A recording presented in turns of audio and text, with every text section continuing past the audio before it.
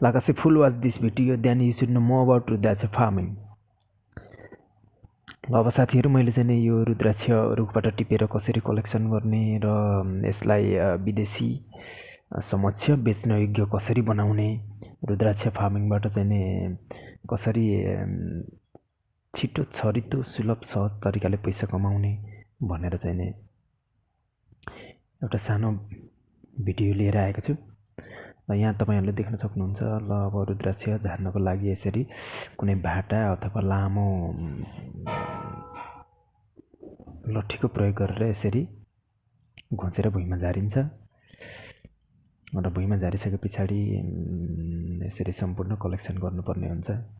अलिकति समय लाग्छ, हाडो गर्नुपर्ने हुन्छ। यसरी एकदम बवाल भिडियो बनेको छ साथीहरू, हार्ड वर्क गरेर चाहिँ बवाल भिडियो बनेको छ साथीहरू। 1 लाइक दिनु होला, 100 लाइकको टार्गेट छ, पुरा गरिदिनु होला। यसरी सम्पूर्ण अब भुइँमा झारिसके पछाडि कलेक्सन गरेर बोरामा लगाएर चाहिँ नि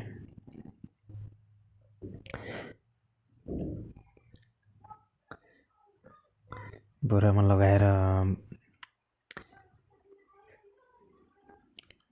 लगिसके पछाडि चाहिँ नि आफ्नो घर छेउमा यसरी चाहिँ नि घाममा सुकाउने।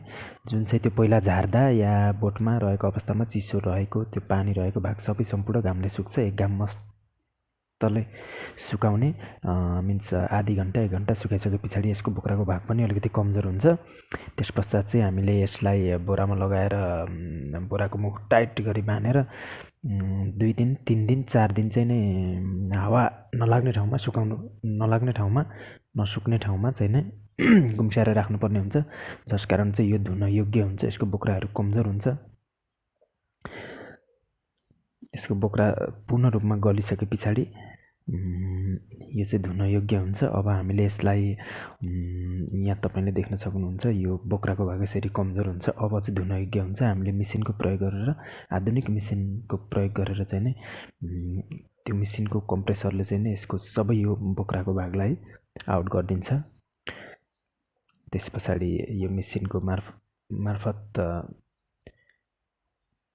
सम्पूर्ण रुद्राक्ष यसरी सफा गरेर धुएर बाहिरको बोक्राको भाग सबै आउट गरिसके पछाडि अब यो बिक्री गर्न योग्य हुन्छ। यसलाई पनि फेरि कलर बनाउनु पर्ने हुन्छ। राम्रो कलर बनाउनको लागि घाममा आधी घण्टा 15-20 मिनट सुकाउने, पूर्ण रूपमा नसुकिकन। अब यसलाई अनि भित्र हावामा गुम्स्याएर सुकाउनु पर्ने हुन्छ। त्यसपछाडि यसको राम्रो कलर आउँछ। अब यसरी विदेशीले छानी किन्नेछन्, जो कि अब यसरी 2टा बोटला यहाँ 7 लाखमा बेचिएको छ। किसानले 2टा बोटला चाहिँ 7 लाखमा बेचेको छन्। यो चाहिँ तपाईलाई प्रुफ सहित मैले भिडियो तयार गरेको छु साथीहरू। यो च्यानललाई सब्स्क्राइब गर्नुभएको छैन भने सब्स्क्राइब गर्नु होला। सब्स्क्राइब गरेर बेल आइकन पुश गरेर अल नोटिफिकेसन अन गरिदिनु होला।